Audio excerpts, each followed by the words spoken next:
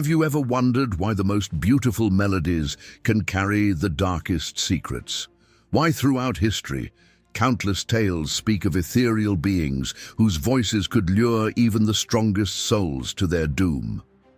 The legend of the Sirens has captivated humanity for millennia, but what if I told you that these creatures of myth and legend might have roots in something far more ancient and profound than we ever imagined?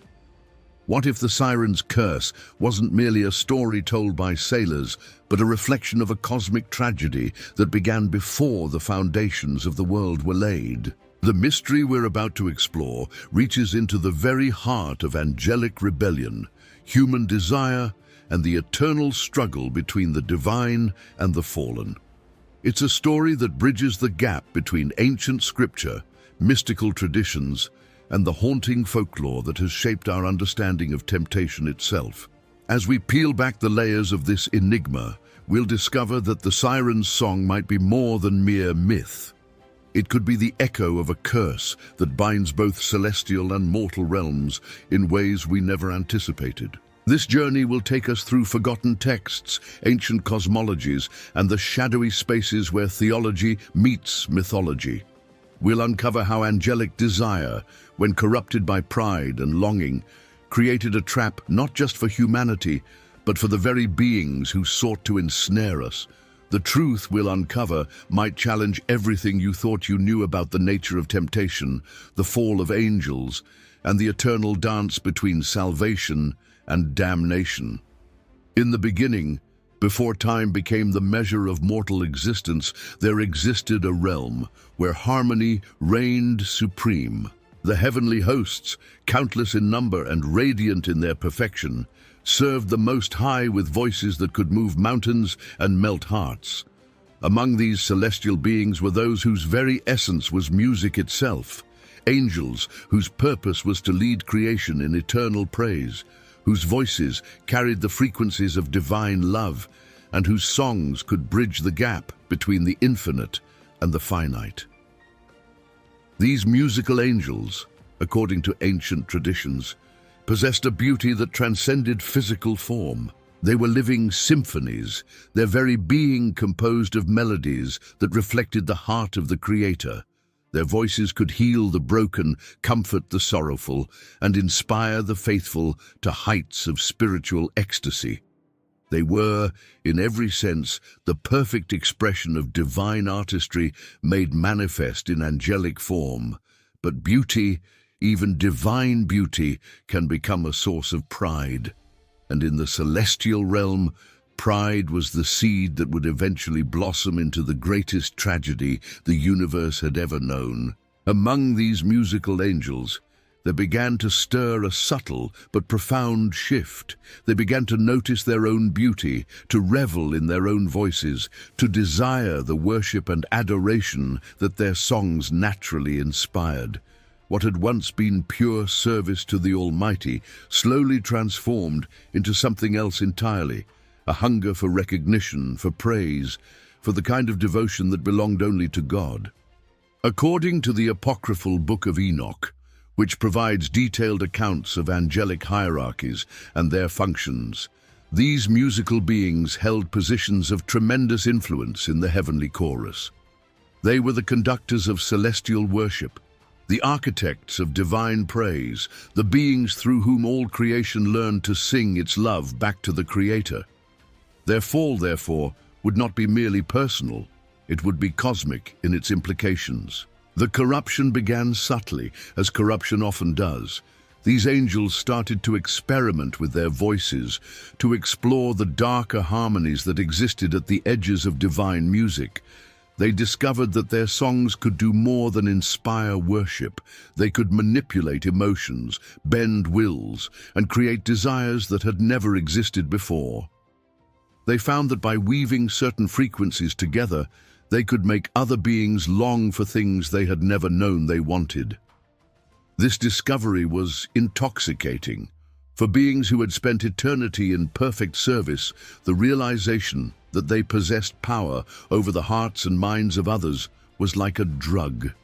They began to use their gifts not to direct worship toward God, but to draw attention to themselves. They started to compete with one another, creating ever more complex and seductive melodies, each one designed to capture and hold the listener's complete attention. The transformation was gradual, but inexorable. These once pure beings began to change, not just spiritually, but in their very essence.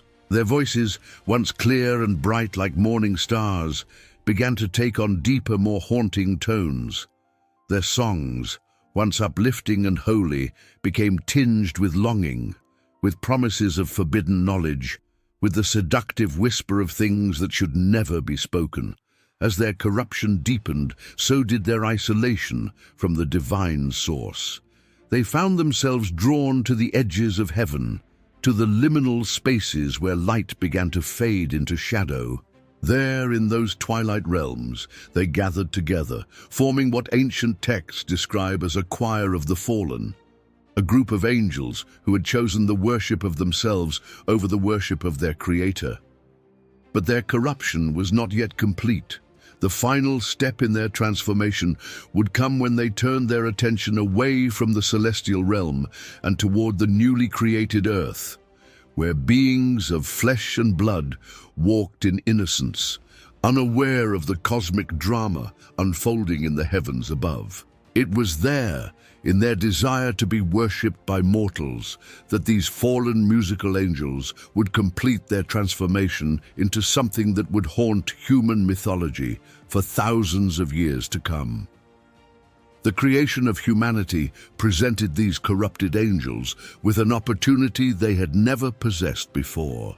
Here were beings made in the image of God, yet composed of flesh and blood, possessing both spiritual awareness and physical desires. Unlike the other angels who existed in pure spiritual form, humans had bodies that could experience pleasure and pain, hearts that could be moved by beauty, and souls that could be led astray by skillful manipulation. According to Genesis 6:1-2, when human beings began to increase in number on the earth and daughters were born to them, the sons of God saw that the daughters of humans were beautiful, and they married any of them they chose. This passage, which has puzzled theologians for centuries, may hold the key to understanding how the Sirens' curse began to take shape. The sons of God, mentioned here, are widely interpreted by ancient sources as referring to fallen angels who became fascinated by human beauty and desired to possess it for themselves. But the corruption went deeper than mere physical attraction. These fallen musical angels saw in humanity something they had lost: the ability to experience genuine emotion, to feel the weight of consequence, to struggle with choice. They had become so consumed with their own perfection that they had forgotten what it meant to truly love, to truly worship, to truly surrender themselves to something greater than their own desires. The Book of Enoch provides extensive detail about what happened next. These fallen angels, led by beings whose names have echoed through occult literature for millennia, Azazel, Semjaza, and others, descended to earth with a plan. They would use their musical abilities, their knowledge of divine harmonies, and their supernatural beauty to seduce humanity. But their goal was not simply conquest, it was transformation. They sought to create a race of beings who would worship them as gods, who would serve as eternal audiences for their corrupted songs. The process they developed was both elegant and terrifying. Using their voices, they would call to humans from hidden places, from caves along rocky coastlines, from deep forests where mist concealed their true forms, from mountain peaks where the wind carried their melodies for miles. Their songs were crafted with supernatural precision, each note designed to awaken desires that lay dormant in the human heart, each harmony calculated to break down the barriers between the mortal and the divine. But something unexpected happened. As these fallen angels used their voices to seduce humanity, they began to discover that the process was changing them as well. The more they sang to mortals, the more they found themselves bound to the earth realm. Their celestial nature began to fade, replaced by something that was neither fully angelic nor fully human. They were becoming trapped in a form that existed between worlds, unable to return to heaven, yet unable to fully inhabit the earthly realm. The curse that they had intended for humanity was becoming their own prison. Each song they sang, each human soul they ensnared, bound them more tightly to the physical world. They discovered that their voices, once capable of soaring to the highest heavens, were now tied to specific locations on earth. They could not simply appear anywhere. They had to call from particular places, usually those where the boundary between the spiritual and physical worlds was thin. This was the beginning of what would become known as the Sirens' curse, a cosmic trap that ensnared both the hunters and the hunted, creating a cycle of desire and destruction that would echo through human history for thousands of years to come. The fallen angels had sought to make humanity their eternal audience, but instead they had made themselves eternal prisoners, bound to sing their seductive songs from the shadows of the world, forever seeking what they could never truly possess. The physical transformation of these fallen musical angels into what we now recognize as sirens was not instantaneous, but rather a gradual metamorphosis that reflected their spiritual corruption.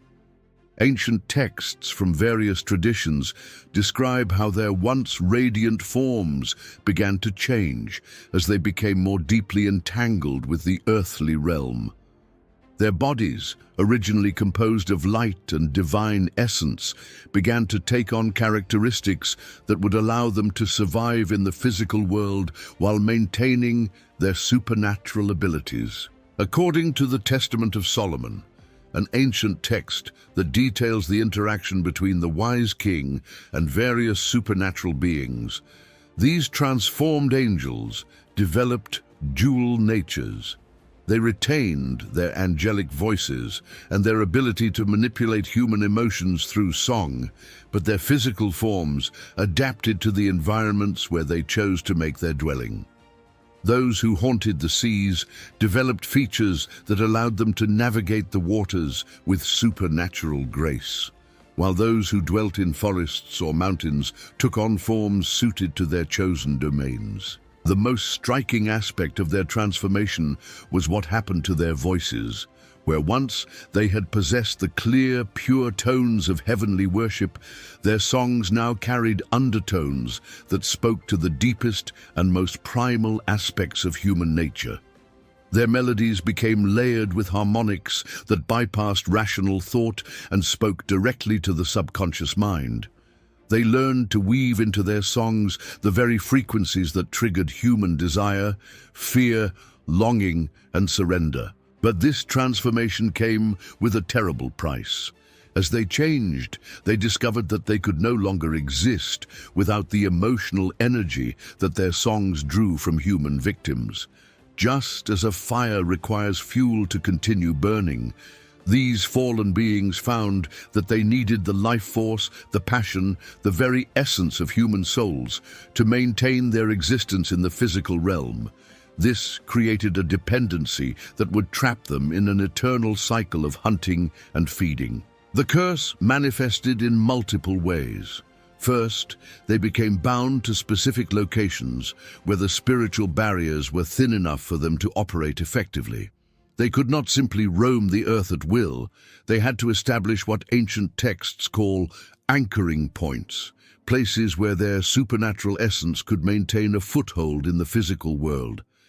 These locations often became associated with unusual phenomena, ships that disappeared without explanation, travelers who vanished while following mysterious melodies, entire communities that fell under the influence of haunting songs that seemed to come from nowhere. Second, they discovered that their songs, while irresistibly attractive to humans, were also slowly draining their own divine essence. Each time they sang, they were using up a portion of their original angelic nature. They were trading their immortal perfection for temporary power over mortal beings. not realizing that this exchange was irreversible. The more they sang, the more human they became. Yet they could never truly achieve human status because their corrupted nature prevented them from experiencing genuine human emotions like love, compassion, or true joy. The curse also affected their relationship with time itself. Angels, being eternal beings, had never experienced the passage of time as a limitation. But as they became trapped in the physical realm, they began to experience time as a prison. They found themselves caught in repetitive cycles, forever singing the same seductive songs, forever seeking the same type of victims, forever reenacting the same tragic drama. They had become prisoners of their own desires, locked into patterns of behavior that they could not escape. Perhaps most tragically, they discovered that their victims' souls were not the only ones being trapped. The humans who succumbed to their songs were indeed ensnared, their souls bound to the Sirens' realm through the power of the supernatural melodies. But the Sirens themselves were equally trapped, bound to their victims through the very songs they used to capture them. They had created a spiritual prison that held both predator and prey, a cosmic web of desire and dependency that neither could break. Ancient accounts describe how these transformed beings would sometimes attempt to return to their original state, to break free from the curse they had created. But they always discovered that the path back to heaven was closed to them. Their corruption had separated them from the divine source, and their transformation had made them unsuitable for the celestial realm. They existed in a state of spiritual exile, neither fully of earth nor of heaven, condemned to wander the margins of reality as eternal reminders of the price of pride and rebellion. The methodology these cursed beings developed for ensnaring human souls was both sophisticated and terrifying in its effectiveness. Drawing upon their deep knowledge of divine harmonies and their understanding of human psychology, they created what can only be described as a supernatural form of psychological warfare. Their songs were not random melodies, but carefully crafted spiritual weapons, each one designed to exploit specific vulnerabilities in the human psyche. The process typically began with what ancient texts call the calling, a distant, barely perceptible melody that would reach the intended victim at moments of particular emotional vulnerability. The Sirens had developed an uncanny ability to sense when humans were experiencing doubt, loneliness, grief, or unfulfilled longing. These emotional states created what they recognized as openings in the human soul, temporary weaknesses through which their supernatural influence could penetrate. The initial song was always beautiful, promising relief from whatever pain or emptiness the victim was experiencing. It carried within it echoes of divine music, reminders of the heavenly realm that all human souls unconsciously remember and long for.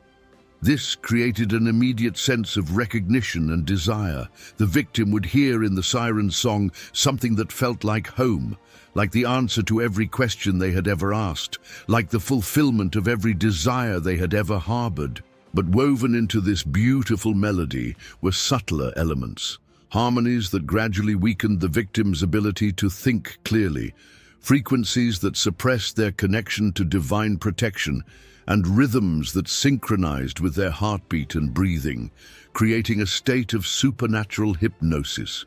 The victim would find themselves drawn inexorably toward the source of the song, often abandoning everything they had previously valued in life. As the victim drew closer to the Siren's location, the song would intensify and become more complex. Ancient accounts describe how the melody would begin to incorporate elements of the victim's own memories, hopes, and dreams.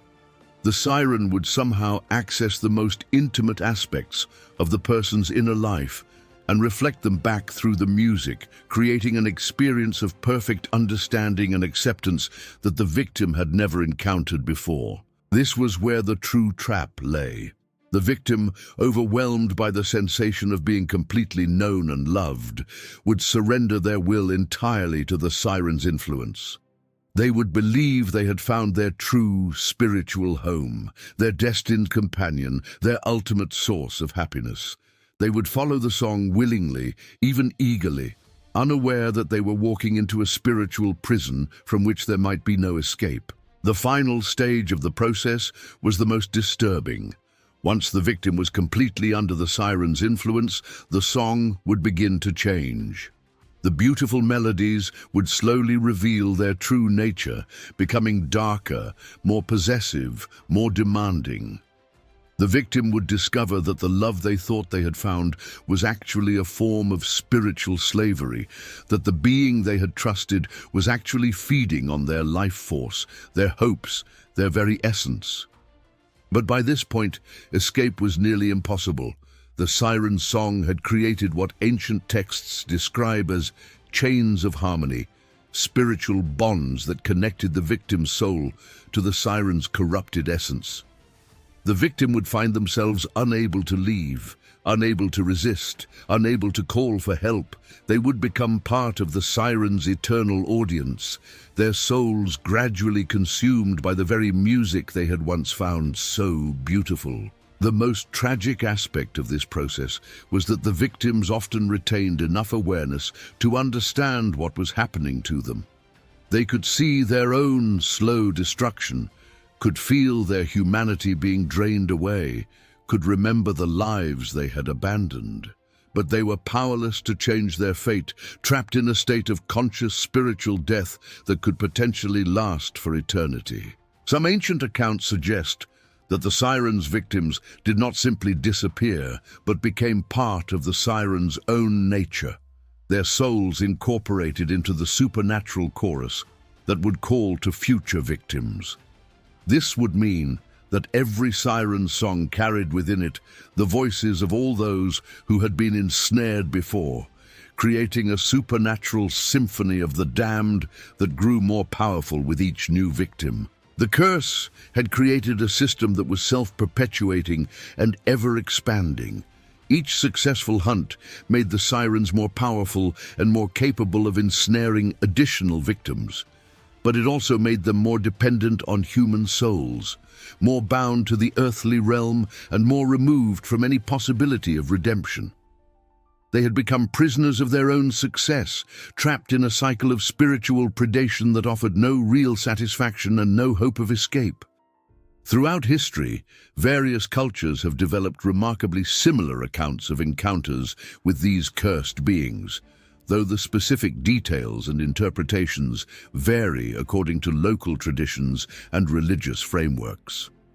These stories, spanning continents and millennia, provide a fascinating glimpse into how different human societies have understood and responded to the phenomenon of the siren's curse. The ancient Greeks, perhaps most famously, developed elaborate mythologies around the sirens, particularly in the epic tales of Odysseus and Jason. In Homer's Odyssey, the sirens are described as beings whose song contains all knowledge, promising to reveal the secrets of the past and future to anyone who listens. This aligns remarkably well with the angelic knowledge that fallen angels would possess, suggesting that the Greek myths may have preserved accurate memories of encounters with these supernatural beings. But the Greek accounts also reveal the progressive nature of the curse. In earlier Greek sources, sirens are described as having partially human forms, with the heads and torsos of beautiful women, but the wings and talons of birds. This suggests a stage in their transformation when they retained more of their angelic nature. Later accounts describe them as having the tails of fish or sea creatures, indicating a further descent into earthly forms as their corruption deepened. The Celtic traditions of Ireland and Scotland preserved stories of beings called bean seedi, or selkies, supernatural entities associated with water and song who could lure humans into otherworldly realms. These tales often emphasize the tragic nature of both the supernatural beings and their victims, suggesting a cultural understanding that the curse affected both parties. The Celtic stories frequently include details about how these beings were once something else, often described as having been blessed beings who fell from grace. Norse mythology contains accounts of magigar, or sea witches, beings who sang from the depths of the ocean and could control the weather, the tides, and the fates of sailors. The Norse accounts are particularly interesting because they often describe these beings as having once been Valkyries, divine messengers who had fallen from Odin's favor and been condemned to wander the earthly realm. This provides another cultural memory of the angelic origin of the Sirens' curse. In the traditions of the Pacific Islands, there are widespread stories of water spirits who use song to call humans into the sea. These beings are often described as having been punished by the gods for prideful behavior, again suggesting a cultural memory of the original angelic rebellion. The Pacific Island stories frequently emphasize the addictive nature of the spirit songs, describing how victims become unable to resist returning to hear the music, even when they know it will lead to their destruction. Perhaps most intriguingly, similar accounts appear in cultures that had no historical contact with each other.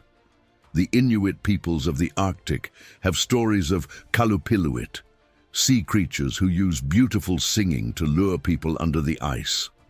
South American indigenous cultures tell of Yara, water spirits whose songs can drive listeners to madness. African traditions include accounts of Mamiwata, serpentine beings associated with water and music who can bring both blessing and curse. These widespread cultural memories suggest that encounters with the cursed beings were not limited to specific geographical regions or historical periods. The consistency of certain details, the irresistible nature of the song, the tragic fate of the victims, the supernatural knowledge possessed by the beings, and the sense that they were somehow fallen from a higher state, indicates that these stories may be based on actual historical encounters with the same supernatural entities. Ancient Jewish and Christian sources provide additional context for understanding these phenomena. The Talmud contains references to Lilith and other supernatural beings who use seductive voices to lead humans astray. Early Christian texts describe encounters with demons of the air who were skilled in music and could mimic angelic voices. These sources often emphasize that such beings were fallen angels who retained some of their original powers but had corrupted them for evil purposes. The persistence of these stories across cultures and centuries suggests that the Sirens' curse was not a one-time event, but an ongoing phenomenon. Different communities encountered these beings at different times and in different circumstances. But the fundamental nature of the curse remained constant. The fallen angels continued to seek human victims, continued to use their supernatural songs as weapons, and continued to trap both themselves and their victims in cycles of spiritual destruction. What emerges from this cross-cultural examination is a picture of the Sirens' curse as a global phenomenon that has affected human civilization throughout history. The stories serve not only as warnings about the dangers of supernatural seduction, but also as tragic reminders of what happens when divine gifts are corrupted by pride and rebellion. They preserve the memory of a cosmic catastrophe that continues to echo through human experience, a reminder that the battle between good and evil is not merely philosophical, but has real, tangible consequences in the lives of both mortals and immortals. The theological implications of the Sirens' curse extend far beyond simple folklore or mythological curiosity. This phenomenon touches on fundamental questions about the nature of free will, the consequences of spiritual rebellion, and the complex relationship between divine justice and divine mercy.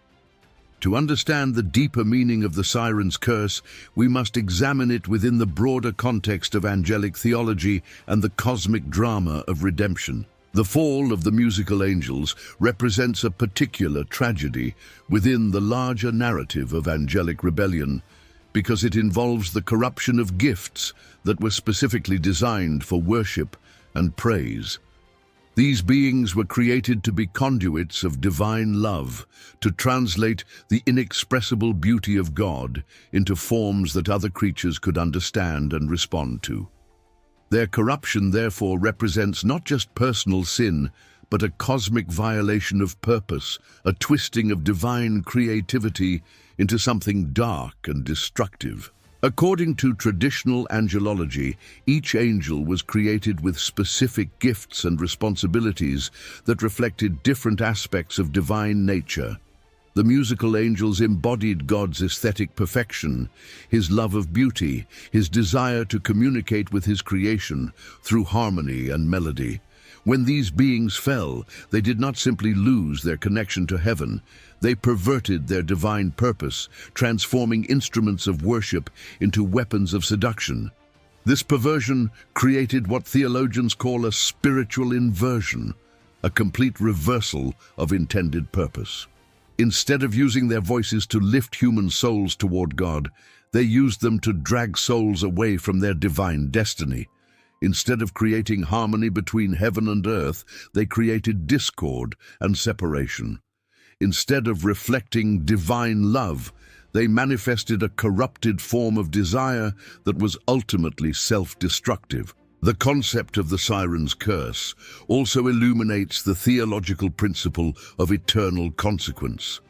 The fallen angels' transformation into sirens was not simply a temporary punishment, but a permanent alteration of their nature.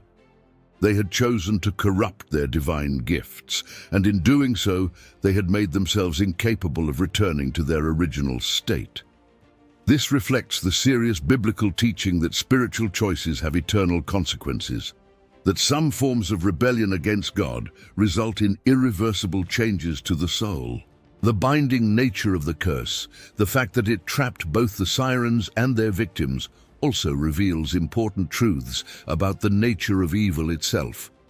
Evil is not simply the absence of good, but an active force that tends to create cycles of destruction and entrapment. The sirens' need to feed on human souls in order to maintain their existence illustrates how evil ultimately consumes itself and everything it touches. They had sought to gain power over humanity, but had instead become enslaved to their own corrupted desires. From a theological perspective, the Sirens' curse can be understood as a warning about the dangers of spiritual pride and the misuse of divine gifts.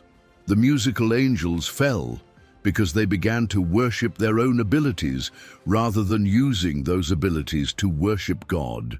This pattern, the corruption of divine gifts through pride, appears throughout Scripture and spiritual literature as one of the most dangerous forms of temptation. The curse also demonstrates the principle of progressive spiritual corruption. The angels' fall was not instantaneous, but occurred through a series of choices that led them further and further from their original purpose. Each step in their corruption made the next step easier, until they had completely transformed into something that was the opposite of what they had been created to be. This illustrates how sin operates in spiritual beings, not as a single act of rebellion, but as a process of gradual transformation that ultimately becomes irreversible. The fact that the sirens retained some of their original angelic power while being trapped in corrupted forms raises profound questions about the nature of divine justice. Why would God allow these beings to continue using their supernatural abilities to harm humanity? Some theologians suggest that this is an example of God's respect for free will. Even fallen angels are allowed to continue making choices, even if those choices lead to further corruption and suffering. Others propose that the continued existence of the sirens serves a purpose in the cosmic plan of redemption. Their presence in the world serves as a test of human faith and spiritual discernment. Just as the serpent in Eden tested Adam and Eve's obedience, the sirens throughout history have tested humanity's ability to distinguish between true spiritual beauty and corrupted imitation. Those who succumb to the sirens' songs demonstrate a fundamental spiritual weakness, while those who resist show evidence of genuine spiritual strength. The sirens' curse also illustrates the theological concept of spiritual warfare, the idea that the visible world is the battleground for an invisible conflict between good and evil. The sirens represent one front in this warfare, using supernatural beauty and music to win human souls away from their divine destiny. Their existence reminds us that the struggle between good and evil is not merely abstract, but involves real beings with real power who actively seek to influence human choices. Perhaps most significantly, the sirens' curse reveals the interconnected nature of all spiritual existence. The fallen angels' rebellion affected not only themselves, but also countless human souls throughout history. Their corruption created ripple effects that continue to influence human experience, demonstrating that spiritual choices made by one being can have profound consequences for others. This interconnectedness suggests that redemption, when it comes, must also be cosmic in scope, addressing not only individual sins, but the entire network of spiritual corruption that binds fallen beings together. The question of whether redemption is possible for the sirens themselves remains one of the most profound mysteries in angelology. Some traditions suggest that their curse is permanent and irreversible, while others propose that divine mercy might find a way to break even the strongest spiritual chains. This uncertainty reflects the ultimate mystery of divine justice and mercy, the tension between the consequences of sin and the possibility of forgiveness that lies at the heart of all theological inquiry. The historical documentation of siren encounters becomes particularly fascinating when examined through the lens of medieval and early modern texts, where scribes and scholars attempted to categorize and understand these supernatural phenomena within the framework of Christian theology. These accounts provide valuable insights into how different cultures and time periods understood the nature of the siren's curse and its implications for human spiritual life. The medieval period, with its rich tradition of angelology and demonology, produced numerous treatises that attempted to classify different types of supernatural beings and their methods of operation. The writings of scholars like Thomas Aquinas, Albertus Magnus, and later Heinrich Kramer in the Malleus Maleficarum, while primarily focused on other supernatural phenomena, contain references to musical spirits and seductive entities that align remarkably well with the siren mythology. One particularly intriguing medieval text, the Liber de Angelis, attributed to the mystic Hildegard of Bingen, describes encounters with cantores malefici, evil singers who use divine music for corrupt purposes. According to this text, these beings were once part of the celestial choir, but fell from grace when they began to sing for their own glory rather than for God's. The text describes their songs as containing the memory of heaven twisted into chains of earth, suggesting that the sirens' music retained its divine beauty but had been corrupted into something that bound souls rather than liberating them. The accounts of medieval sailors and travelers contain numerous descriptions of encounters with supernatural singers. The Irish monk Brendan, in his famous voyage narratives, describes islands where mysterious voices would call to his crew, promising knowledge of distant lands and hidden treasures. Only by singing hymns and psalms were Brendan and his companions able to resist the supernatural allure. These accounts suggest that the protection against siren songs lay not in physical barriers, but in spiritual countermeasures, specifically in music that was oriented toward divine praise rather than self-gratification. Renaissance texts provide even more detailed accounts of siren encounters, often attempting to explain the phenomena through the emerging scientific understanding of the time. The scholar Paracelsus, known for his work in medicine and alchemy, wrote extensively about what he called elemental spirits that inhabited the boundaries between the physical and spiritual worlds.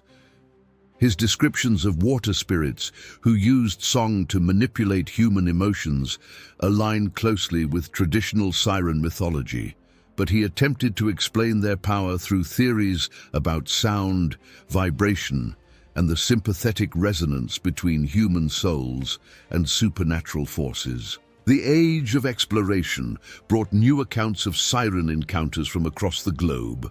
Spanish conquistadors in the Americas reported encounters with indigenous shamans who claimed to have protection against water spirits that sang in voices that could drive men mad.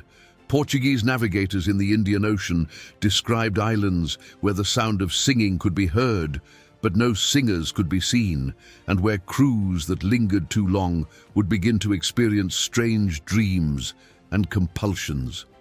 Perhaps most significantly, the colonial period saw the emergence of accounts that attempted to document the physical effects of siren encounters.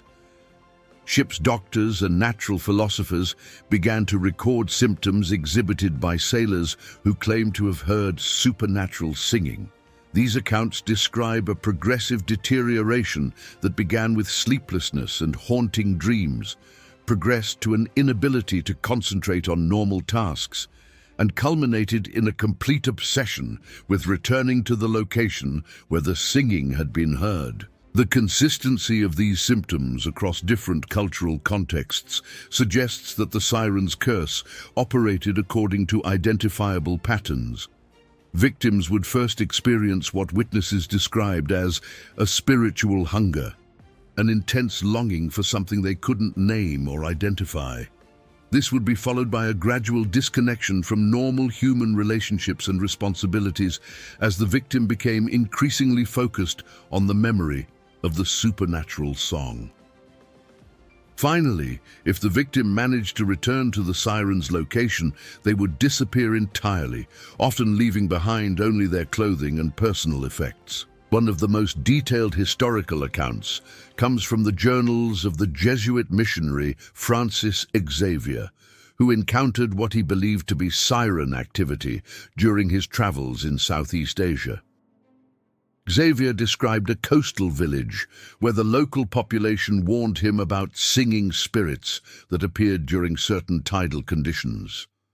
According to his account, these spirits had been terrorizing the village for generations, appearing as beautiful women who sang from the water and calling young men to their deaths. Xavier's account is particularly valuable because he attempted to combat the phenomenon using Christian spiritual practices. He reported that the singing spirits were repelled by the sound of church bells, by the singing of hymns, and by the display of religious symbols. This suggests that the siren's curse, while powerful, was not absolute. It could be resisted through spiritual means, particularly through practices that oriented the soul toward divine rather than corrupted beauty. The early modern period also saw the emergence of accounts that attempted to explain the siren phenomenon through emerging psychological theories. Scholars began to suggest that the siren's power lay not in supernatural abilities, but in their understanding of human psychology and their ability to exploit universal human desires for beauty, knowledge, and transcendence. However, these rationalist explanations struggled to account for the physical evidence of siren encounters, the consistent symptoms, the widespread cultural memories, and the apparent ability of the beings to manifest in different geographical locations across vast distances. The accumulation of these historical accounts creates a picture of the siren's curse as a persistent and ongoing phenomenon that has affected human civilization throughout recorded history. The consistency of the reports, despite their origin in different cultures and time periods, suggests that the curse represents a genuine supernatural reality rather than mere folklore or psychological projection. The sirens appear to be real beings with real power, trapped in a cycle of spiritual corruption that continues to affect both themselves and their human victims across the centuries. The psychological and spiritual effects of the Sirens' curse, as documented through centuries of encounters, reveal a sophisticated understanding of human nature that suggests these beings retained their angelic intelligence even as they corrupted their divine purpose. The process by which victims succumb to the curse follows predictable patterns that illuminate both the nature of temptation and the structure of the human soul. The initial stage of siren influence typically manifests as what historical accounts describe as divine homesickness, a sudden, intense longing for something that the victim cannot identify or articulate. This longing appears to be triggered by the siren's ability to awaken dormant spiritual memories within the human soul. According to various mystical traditions, all human souls retain some memory of their divine origin, a subconscious awareness of the heavenly realm from which they ultimately came. The sirens' songs appear to exploit this spiritual memory, using their knowledge of divine harmonies to create a false sense of homecoming. The victim experiences what they believe to be a remembrance of their true spiritual home, a place of perfect beauty and understanding where all their deepest longings will be fulfilled. This false memory is so powerful that it can override rational thought and normal human attachments, creating an obsession that gradually consumes the victim's entire existence. The second stage involves what medieval texts describe as the loosening of earthly bonds. As the victim becomes increasingly focused on the memory of the siren's song, they begin to lose interest in normal human relationships and responsibilities. Family members, friends, and colleagues report that the victim becomes distant and preoccupied, as if their attention is constantly focused on something that others cannot see or hear. This psychological withdrawal is accompanied by physical symptoms that suggest the victim's life force is being gradually drained. Historical accounts describe victims becoming pale, losing weight, and exhibiting signs of chronic fatigue. They appear to be living in a state of constant spiritual hunger, unable to find satisfaction in normal human pleasures or activities. Food loses its taste, sleep becomes restless and filled with dreams of the siren's song, and even the most beloved human relationships begin to seem hollow and meaningless. The third stage involves what can only be described as a complete reorientation of the victim's spiritual priorities. The victim becomes convinced that their true destiny lies not in the human world, but in union with the supernatural being whose song has captivated them.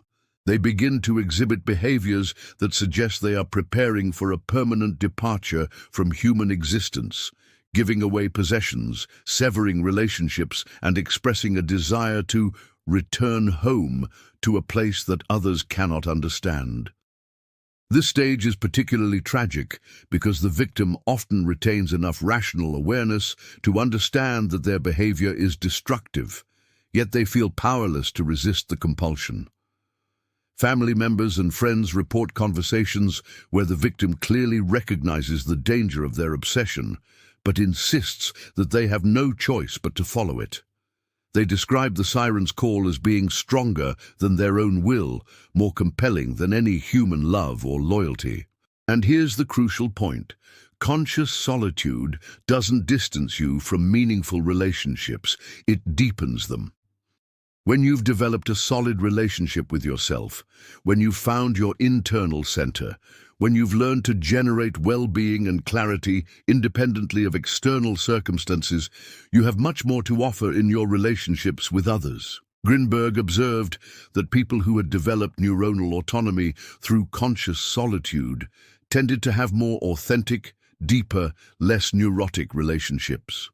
Not because they were perfect, but because they didn't depend on others for their basic emotional stability. It's like the difference between two people who hug because they're desperate for human contact, and two people who hug from a place of personal fullness. The quality of connection is completely different. One of the most powerful concepts Grinberg developed was creative solitude. He observed that certain types of creativity can only emerge when the mind is free from external influences, when it can explore territories of thought that haven't been contaminated by others' expectations or judgments. Have you ever had a brilliant idea in the shower, during a solitary walk, in those moments between sleep and wakefulness? That's creative solitude functioning. Your mind, free from immediate social demands, can make connections it normally wouldn't make, can explore possibilities it normally wouldn't consider. Grinberg discovered that these experiences of creative solitude can be deliberately cultivated, not just waiting for them to happen accidentally, but creating conditions for them to emerge regularly. This involves developing what he called receptive patience. The ability to be in solitude without immediately filling it with distraction or activity. In our world of instant gratification, this receptive patience is a skill that must be consciously developed. We're so accustomed to immediately filling any void with entertainment, information, or social interaction that we've lost the ability to simply be with ourselves without doing anything. But it's precisely in these moments of doing nothing where the deepest processes occur. Grinberg documented that the brain, when not focused on specific tasks, enters what we now know as the default mode network. It's in this state where experience integration occurs, synthesis of apparently unrelated information, emergence of creative insights. When we constantly avoid these states through constant stimulation, we deprive ourselves of one of the most important processes for personal growth and consciousness evolution. Let me share with you one of Grinberg's most fascinating experiments. He took two groups of university students. One group spent 2 hours daily for 2 weeks in what he called structured solitude, time consciously dedicated to being alone, without devices, without entertainment, just with their thoughts. The other group continued with their normal routine. After 2 weeks, students who had practiced structured solitude showed significant improvements in creativity tests, problem solving, and what he called emotional coherence. But most interesting is that they also reported feeling more connected to others, more empathetic, more capable of deep relationships. This completely contradicts the popular belief that solitude disconnects us from others. Grinberg's results suggest exactly the opposite. Conscious solitude connects us more deeply both with ourselves and with others. Why? Because when you've done the internal work of knowing yourself, accepting yourself, developing your emotional autonomy, you can relate to others from a place of conscious choice rather than unconscious need. You can be present with others because you want to be, not because you need to be to avoid the discomfort of being with yourself. Grinberg also investigated what he called synergic memory, the idea that during states of deep solitude, we can access aspects of our experience that are normally below the threshold of consciousness. Memories, insights, understandings that have been stored in what he called neuronal libraries, inaccessible during normal social activity. It's as if solitude functioned as a key that opens mental files that are normally closed. Many people report that during periods of solitude, childhood memories emerge, understandings about behavior patterns, clarity about important decisions they need to make. This isn't simple nostalgia or superficial introspection. According to Grinberg, it's conscious access to deeper layers of stored experience, layers that contain crucial information for personal growth, but are hidden during normal social functioning. Now let's talk about something many experience, but few understand: resistance to solitude. Have you ever felt a kind of anxiety or restlessness when you're left alone? That urgency to connect with someone, check your phone, put on music, do anything to fill the silence?